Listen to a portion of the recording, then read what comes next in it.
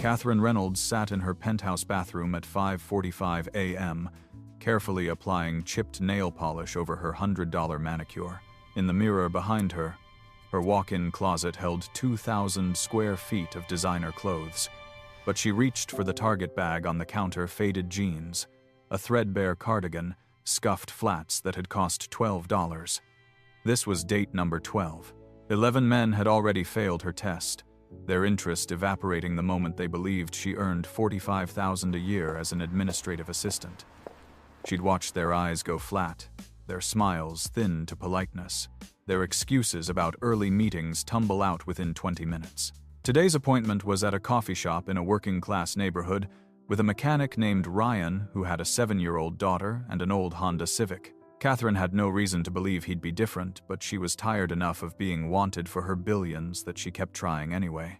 Ryan Mitchell arrived 7 minutes late, apologizing before he'd even sat down. His jeans were clean but worn at the knees. His jacket smelled faintly of motor oil, and his hands, Katherine noticed his hands were calloused in a way that spoke of actual work. He'd brought her coffee, not expensive, just the house blend with cream on the side because he wasn't sure how she took it. "Sorry," he said again, sliding into the booth. "Had to drop my daughter at a friend's place. Sitter canceled." Katherine Katie. She'd called herself on the app, stirred cream into her cup, and watched him. Most men led with questions about her, mining for information they could use later. Ryan sat quietly, his gaze steady but not invasive, waiting. "How old is she?" Katherine asked. 7. Lily. He pulled out his phone, showed her a photo, a small girl with dark braids and a gap-toothed smile, holding a drawing of what might have been a dinosaur or possibly a dog. "She's into art lately. Everything's art. Breakfast is art. Homework is art." The fondness in his voice was unguarded. Katherine had spent a decade learning to hear the subtext in every conversation, the angles people worked, the things they wanted but wouldn't name. This man wasn't working an angle. He was just tired and honest and obviously loved his kid. "What about you?" he asked. "The app said you work at a tech company?" "Administrative assistant," Katherine said, using the script she'd rehearsed.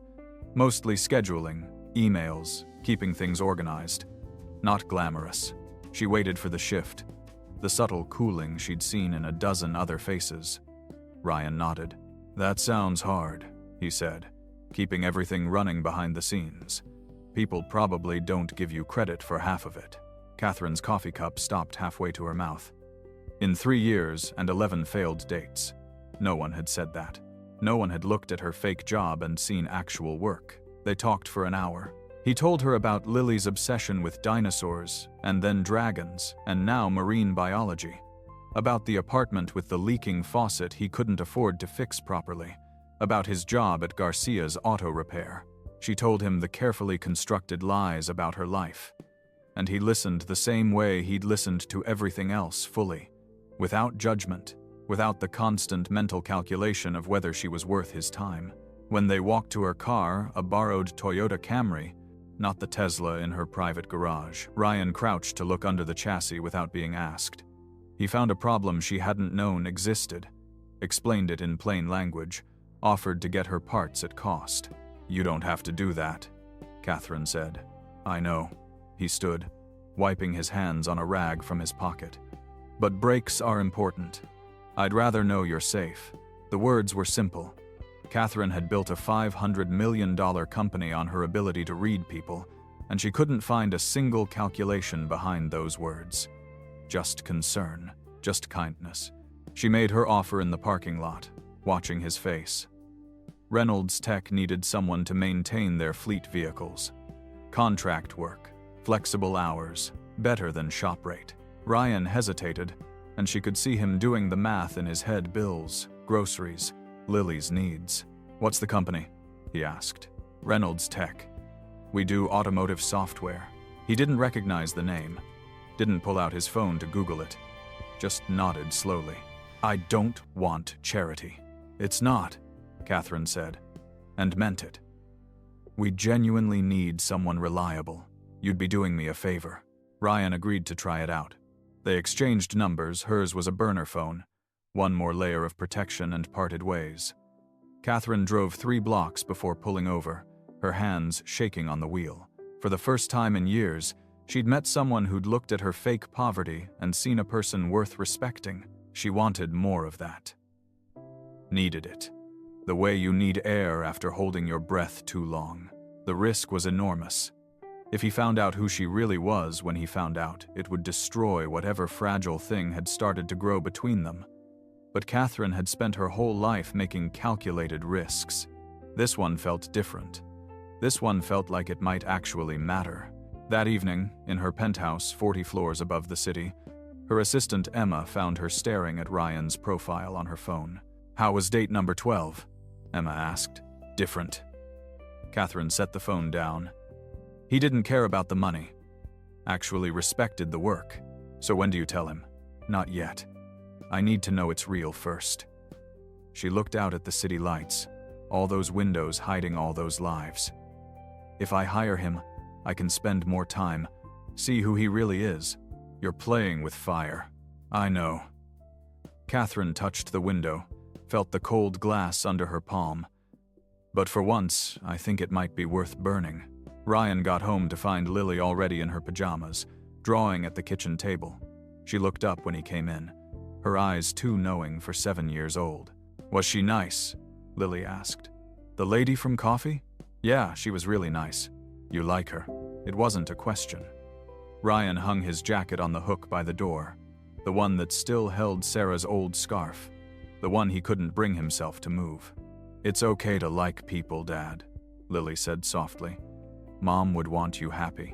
Ryan crossed the kitchen and pulled his daughter into his arms, breathing in the strawberry scent of her shampoo. Sometimes she was so wise it hurt. "Yeah," he said. "Yeah, she would." Monday evening, Ryan pulled into the parking garage at Reynolds Tech and stopped. The address had led him to a glass and steel tower in the financial district, not the small startup building he'd imagined.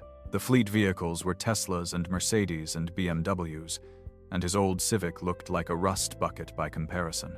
Katie met him at the elevator, dressed in business casual that probably cost more than his rent. She smiled when she saw him, and some of his uncertainty eased. "This is some small startup," he said. She laughed. "We've grown.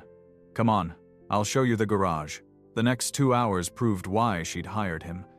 The previous contractor had missed a dozen issues, software integration problems, suspension wear, a brake sensor malfunction that could have caused an accident. Ryan worked methodically, making notes, already building a maintenance schedule in his head.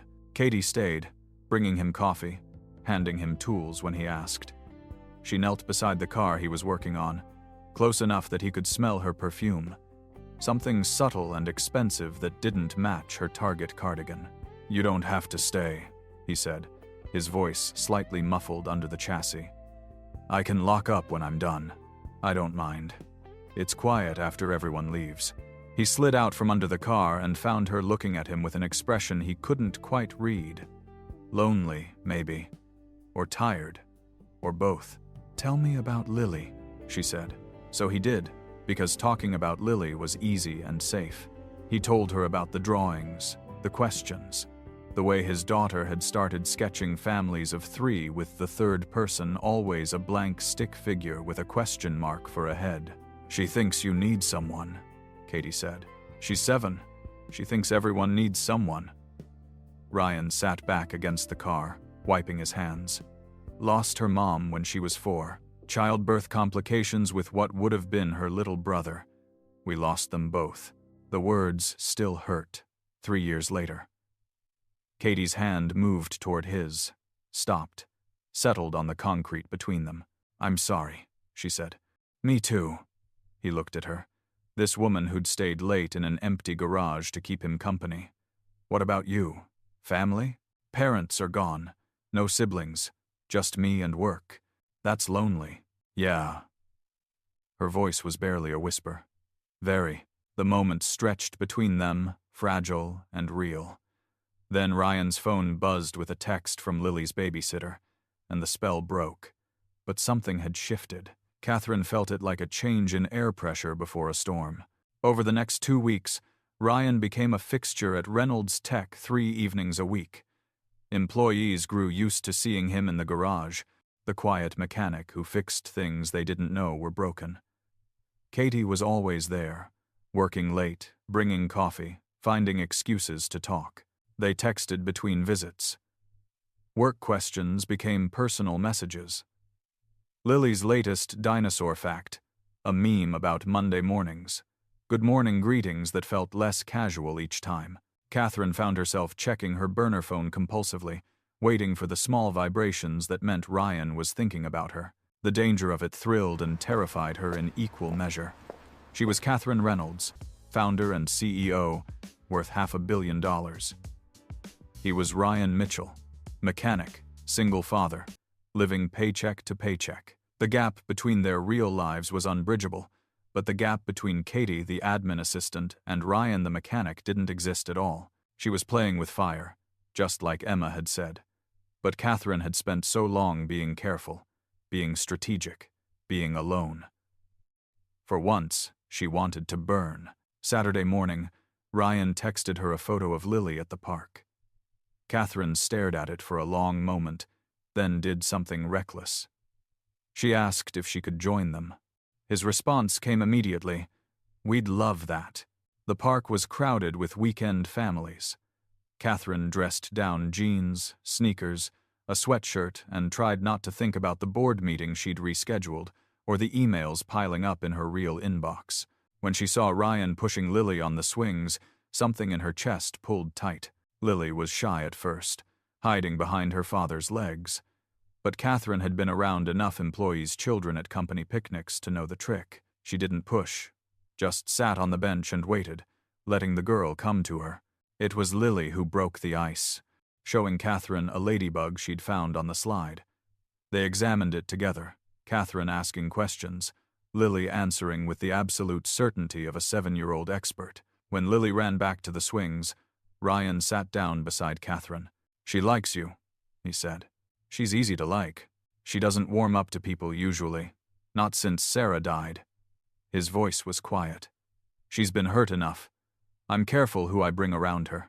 Katherine understood what he wasn't saying. This was a test, too. Not of her wallet or her status, but of her character. Of whether she could be trusted with the most precious thing in his life. When Lily fell and scraped her knee, Katherine pulled a Band-Aid from her purse before Ryan could reach his daughter.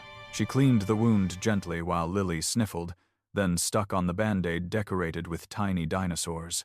You carry Band-Aids? Ryan asked, surprised. Katherine hesitated. In her real life, she carried Band-Aids because her assistant always packed her bag with everything she might need. But Katie, the admin assistant, wouldn't have that luxury. Habit from childhood, she said. Always prepared. Lily looked up at her with wide, serious eyes. You're good at this. Do you have kids? No. But I always wanted them. You should get some, Lily said with the absolute logic of childhood. You'd be a good mom. Katherine's eyes burned. She'd spent a decade building an empire, proving herself in rooms full of men who doubted her, making decisions that affected thousands of lives. None of it had ever made her feel as seen as this 7-year-old's simple assessment. They got ice cream, the 3 of them. Lily chattered about school and friends and the ocean documentary she'd watched 17 times. She showed Katherine her notebook of drawings, page after page of dinosaurs and dragons and, increasingly, sketches of a family dad, daughter, and a woman with long hair. I draw what I wish for, Lily explained. Dad says if you can imagine it, you can make it happen. That's beautiful, Katherine said, her voice thick. You're pretty, Lily said, studying her. Like in my drawing. Ryan's face flushed. Lily, thank you, sweetheart, Katherine said. That's the nicest thing anyone said to me in a very long time. Walking back to the parking lot, Lily skipped ahead, holding both their hands. Katherine felt the calluses on Ryan's palm, the strength in his grip. This was dangerous. Every moment with them made the inevitable revelation harder to survive. But she couldn't stop. Wednesday morning brought crisis. Katherine was in a board meeting when her head of engineering burst in, face white.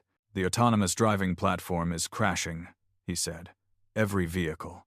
50-plus client cars all going offline simultaneously. The room erupted. Gregory Thornton, her COO, immediately started positioning himself as the hero, barking orders at engineers who looked lost.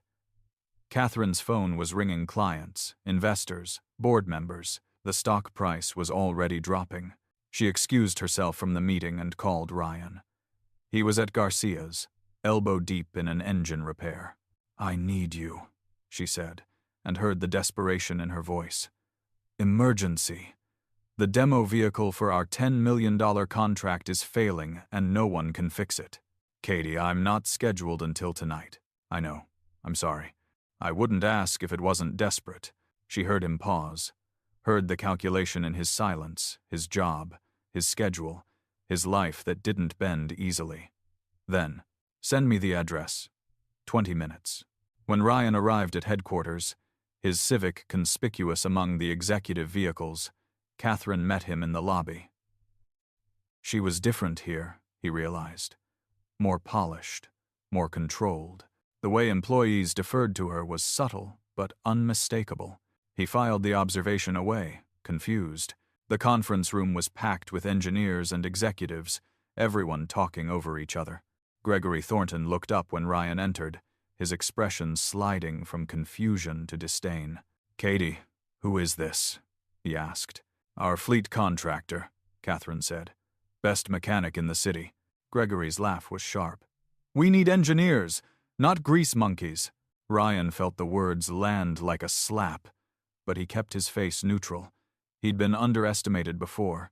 He was used to it. The prototype was in the garage, surrounded by baffled engineers. They'd tried everything, software resets, hardware swaps, system diagnostics. Nothing worked. The client demo was in 90 minutes. Without this contract, Katherine would lose a major investor and a foothold in the autonomous vehicle market. Ryan spent 5 minutes listening to the engineers explain what they'd tried. Then he crouched beside the vehicle, pulled out his laptop, an old model, held together with duct tape and connected to the diagnostic port. The room watched him work in silence. Katherine stood near the back, her hands clenched so tight her nails cut into her palms. After 20 minutes, Ryan sat back. "It's not the charging system," he said. "It's the software handshake between battery management and power delivery. The sensor thinks the battery's full when it's empty, so it's not allowing charge to flow." The lead engineer frowned. "We tested that. Not deep enough. There's a timing conflict that only triggers when multiple vehicles try to sync simultaneously." Ryan's fingers flew across his keyboard. "Creates a bottleneck. System interprets it as a security threat and shuts down. I've seen similar issues before on the 2023 Model X production batch." "How do you know about the Model X batch failure?" someone asked. Ryan didn't answer, too focused on the code.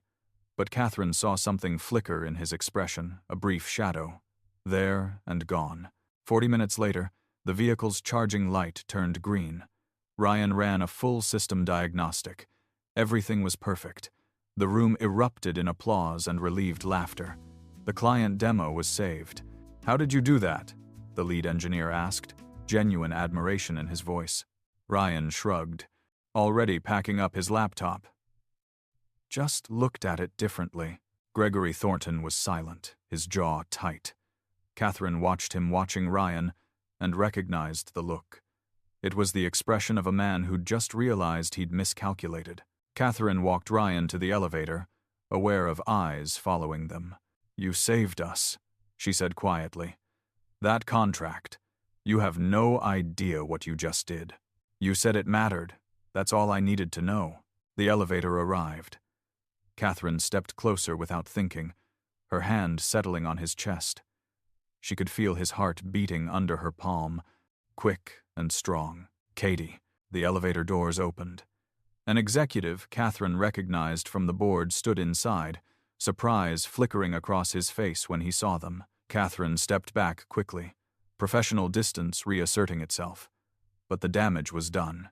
They'd both felt it, that pull, that want, that dangerous something neither of them could name yet. Ryan left. Katherine returned to her office and sat in her desk chair, shaking. Emma appeared in the doorway. Gregory's asking questions. Let him ask. Kate, he knows something's happening. He's going to dig until he finds it. Then he'll find it. Katherine looked out at the city, all that glass and steel and money. I'm not giving Ryan up. Not yet. In his office, 3 floors down, Gregory Thornton made a phone call. By evening, he had a private investigator's preliminary report on Ryan Mitchell. Age 35. Widower, daughter Lily. Age 7. Currently employed at Garcia's auto repair. No criminal record. No debt beyond normal bills. Nothing interesting except... Gregory's finger stopped on one line of the report. Well, he said to his empty office. Isn't that fascinating? He picked up his phone again, this time calling a board member whose vote he'd been cultivating for months. We may have a problem, Gregory said. Katherine is getting involved. Personally. With an employee. Define involved. I'm still gathering evidence. But it could be exactly the ammunition we need to question her judgment. Her fitness to lead. The board member made a considering sound. Keep me updated. Gregory hung up and smiled. He'd been waiting for an opportunity like this for years. Katherine Reynolds was brilliant, but she was also isolated, too careful, too controlled. This relationship, whatever it was, represented the first real vulnerability she'd shown since taking over the company. And vulnerabilities could be exploited. Monday morning, Ryan stopped at a coffee shop before work. The newspaper someone had left on the table caught his eye. The headline read, Reynolds Tech CEO Katherine Reynolds secures major partnership. The photo showed a woman in a power suit, standing in a boardroom. The woman was Katie. Ryan stared at the photo for a long time. Then he pulled out his phone and searched for Katherine Reynolds. The results loaded slowly, each one hitting him like a physical blow. Founder and CEO of Reynolds Tech. Net worth estimated at $500 million. Forbes 40, under 40. One of the most powerful women in automotive technology. The coffee shop's noise faded to white static. Ryan scrolled through images: Katherine at galas in designer gowns, Katherine speaking at conferences, Katherine shaking hands with senators and CEOs. In every photo, she looked untouchable. Nothing like the woman in the Target cardigan who'd drunk bad coffee and listened to him talk about his daughter. His phone buzzed. A text from Katie. Good morning. Coffee later? Ryan stared at the message until the screen went dark. Everything made sense now. The way employees deferred to her. Her knowledge of the company's systems. The expensive perfume that didn't match her cheap clothes. She'd been lying the whole time. Not just about her job, but about everything. He thought about every moment he'd worried about money around her. Every time he'd apologized for cheap dates or offered to fix things for free. Every confession about struggles and fears and the constant calculation of whether he could afford groceries and bills in the same week. She'd watched him stress about poverty while sitting on $500 million. The humiliation was crushing. Worse was thinking about Lily. His daughter had already drawn Katie into her fantasies of a complete family. What would he tell her? That the nice lady had been pretending? That it was all fake? Ryan's phone buzzed again. Another text. Everything okay? He turned off his phone and went to work. For the first time in 2 weeks, he didn't respond. Katherine noticed Ryan's silence immediately. By noon, she'd called twice and sent 4 texts, all unanswered. By evening, when he didn't show up for his scheduled maintenance work, she was pacing her office. Something's wrong, she told Emma. Maybe he's sick. He would have told me. He always tells me. Katherine grabbed her bag. I'm going to his apartment. Kate. That's not... But Katherine was already gone, taking the stairs because the elevator felt too slow. She drove to Ryan's address in the borrowed Camry, her heart beating too fast, her hands tight on the wheel. When she knocked on his door, Lily answered, her face lighting up. Miss Katie. Then Ryan appeared behind his daughter, and Katherine's relief died. His expression was cold, his jaw set in a way she'd never seen before. Lily, go to your room, he said quietly. But, now, please. Lily left, glancing back with worried eyes. Ryan stepped outside and closed the door behind him, putting a barrier between Katherine and his daughter. Ryan, What's wrong? Why won't you? Katherine Reynolds. He said her name like an accusation. Katherine's blood turned to ice. CEO, founder, billionaire. His voice was perfectly level, perfectly controlled. Anything else you forgot to mention? I can explain. Explain what? That you lied? About everything? Not everything. Not about us. There is no us. His control cracked slightly, pain bleeding through. There's you, pretending to be someone normal, and me, being the idiot who believed it. I wasn't pretending about my feelings. You were pretending about who you are. That's the same thing. Ryan's hands clenched at his sides. You let me think we were equals. Two people just trying to get by. You watched me worry about bills and apologize for cheap dates and work on your fleet like some charity case you were helping out. You're not a charity case. Then what am I? Your social experiment? Your research project on how poor people live? No, Katherine's voice broke. I needed to know if someone could see me. Not my money, not my company. Just me. So you tested me. Ryan's laugh was bitter. Like I was some lab rat you were studying. I've been used, Katherine said desperately. Over and over. By men who only wanted access, status, money.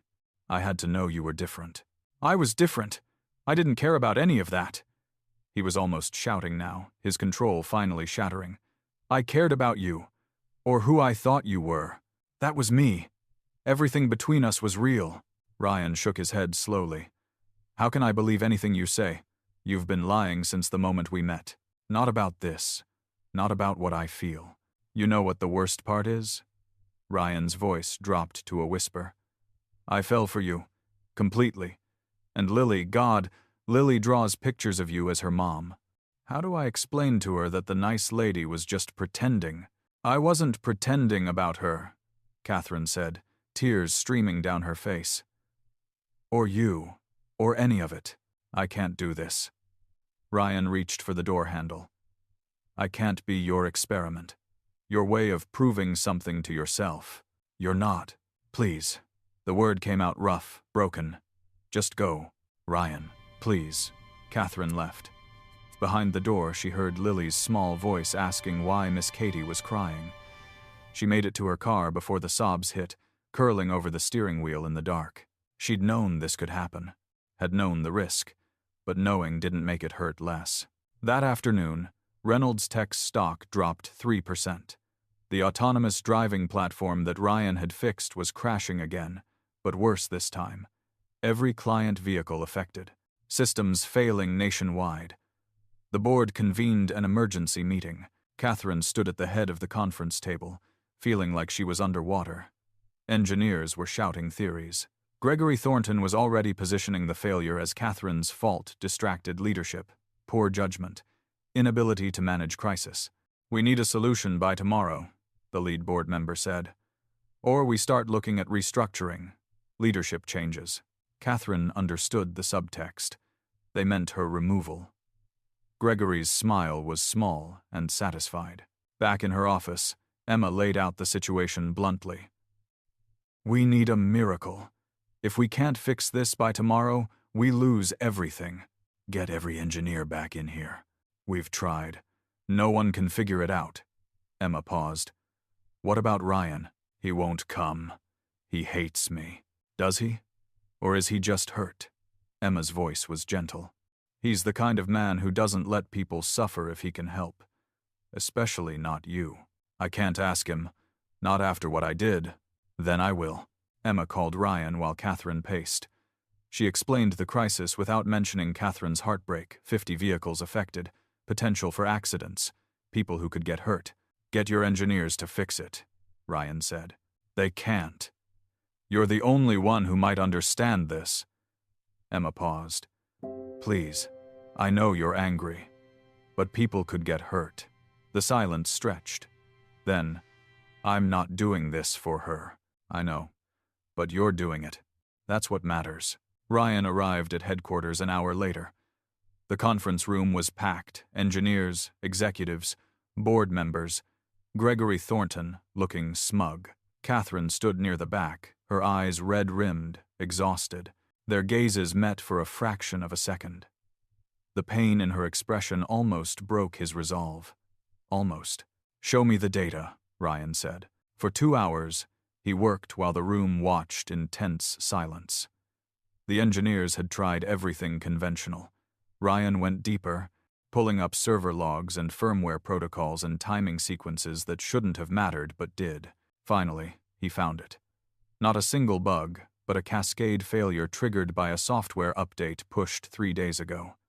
The update had introduced a microsecond delay in sensor communication, normally irrelevant. But when multiple vehicles tried to sync simultaneously during peak traffic hours, those microseconds compounded, creating system overload. "The fix is complex," Ryan said, looking at the lead engineer.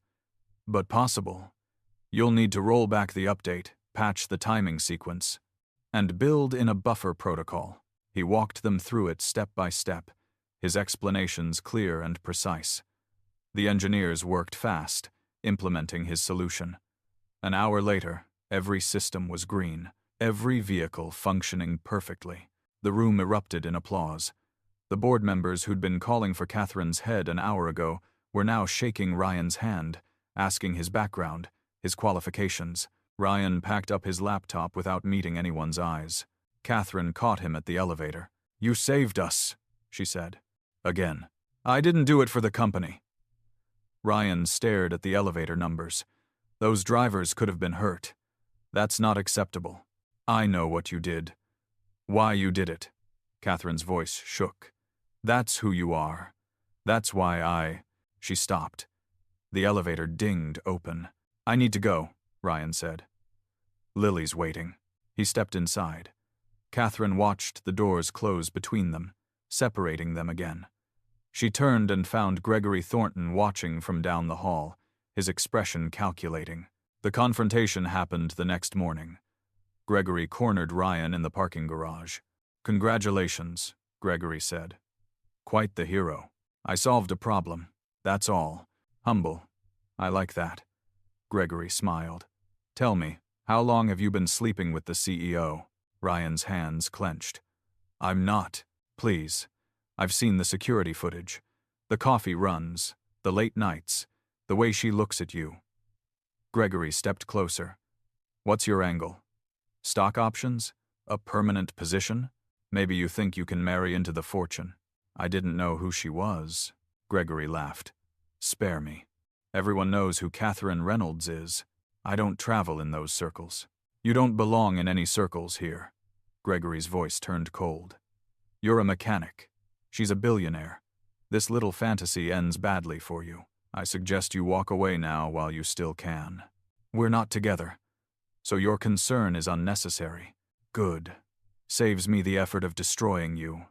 Gregory leaned in. "But just so we're clear, if you think you can use her, manipulate her, exploit her isolation for your own gain, you're wrong. I've been protecting Katherine's interests for 5 years. I won't let some opportunist ruin what we've built." Ryan met his gaze steadily. "Unlike you, I have nothing to hide. We'll see about that." Ryan left, but Gregory's words followed him. That evening, sitting in his apartment while Lily did homework, he couldn't stop replaying the confrontation. The accusation that he was using Katherine stung worse than it should have. Lily showed him her latest drawing. A family of 2, just dad and daughter. The third figure was gone. "What happened?" Ryan asked quietly. "She's not coming back, is she?" Lily's eyes filled with tears. "Miss Katie?" Ryan pulled his daughter into his arms, her small body shaking with sobs. "I don't know, baby. I really liked her, Dad. I thought maybe she could stay." "I know. Me too." That night, after Lily was asleep, Ryan found the letter. It had been slipped under his door sometime during the day, his name written on the envelope in elegant script. He read it 3 times, each word landing harder than the last. Katherine's explanation was raw and honest in a way he hadn't expected. She wrote about previous relationships that had crumbled the moment men saw her wealth, about feeling like a prize instead of a person, about the exhaustion of being wanted for everything except who she actually was. "When I met you, You saw Katie, just Katie. A woman with car trouble, someone trying to help her company, someone lonely, and you were kind. Not because you wanted something, just because that's who you are. Ryan sat with the letter for a long time. He thought about Gregory's accusations, about Catherine's tears, about every moment they'd shared. Had any of it been fake, or had it all been real, just built on a foundation of lies? Lily appeared in his doorway, rubbing her eyes. Can't sleep? Come here. Ryan pulled her onto his lap, breathing in her familiar scent.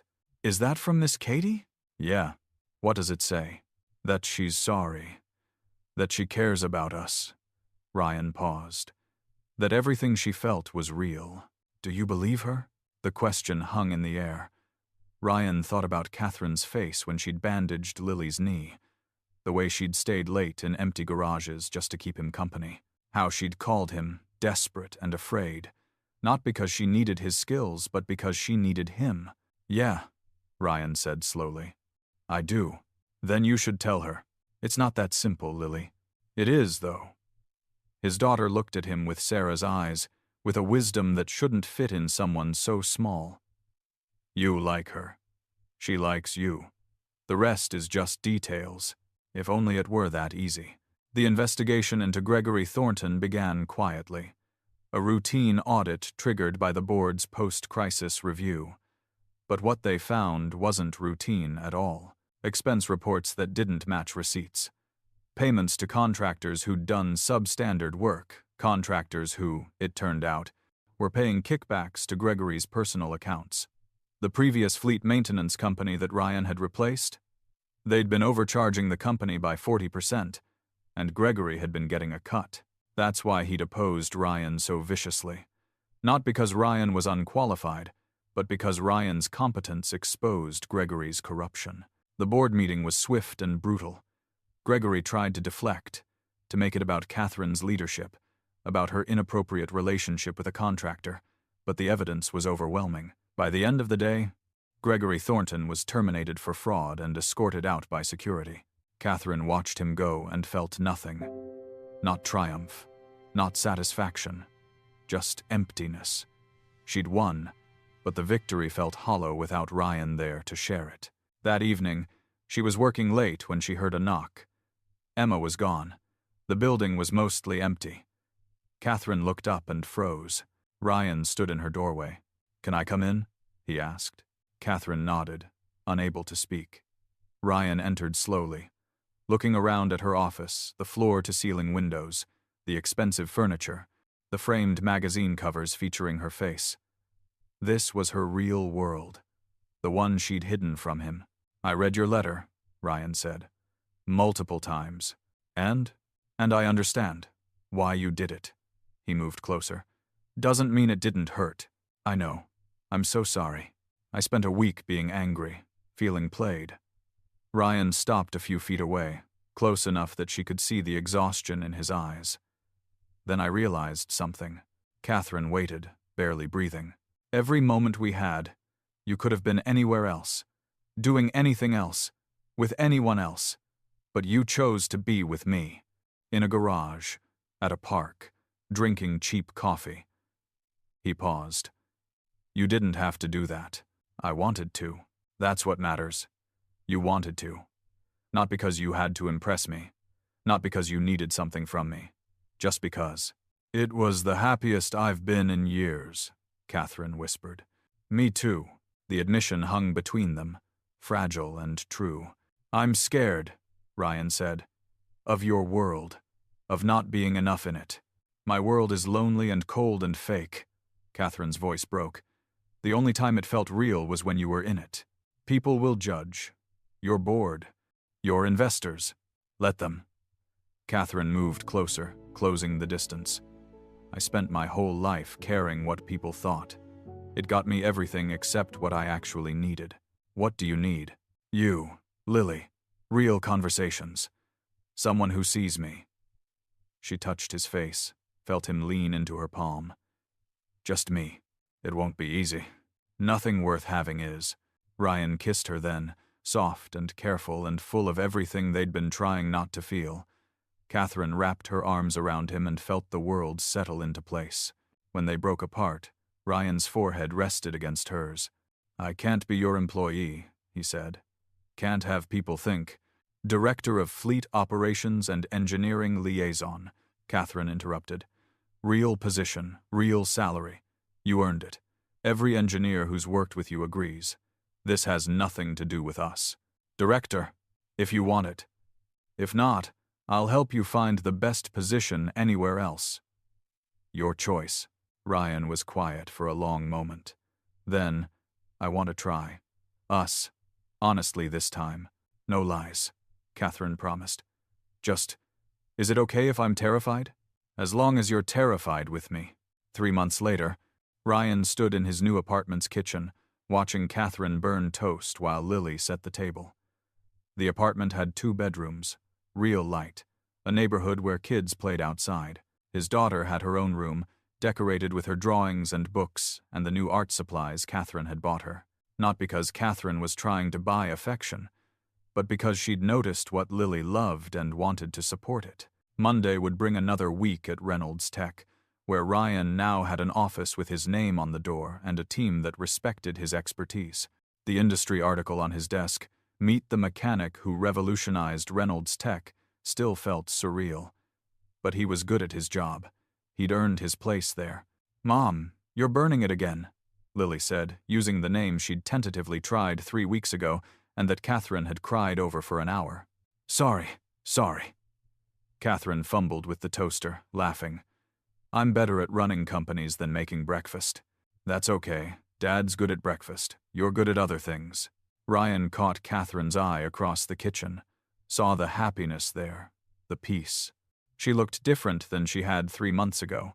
Still powerful, still brilliant, but softer somehow, more present. That afternoon, Ryan took them to the coffee shop where it had all started.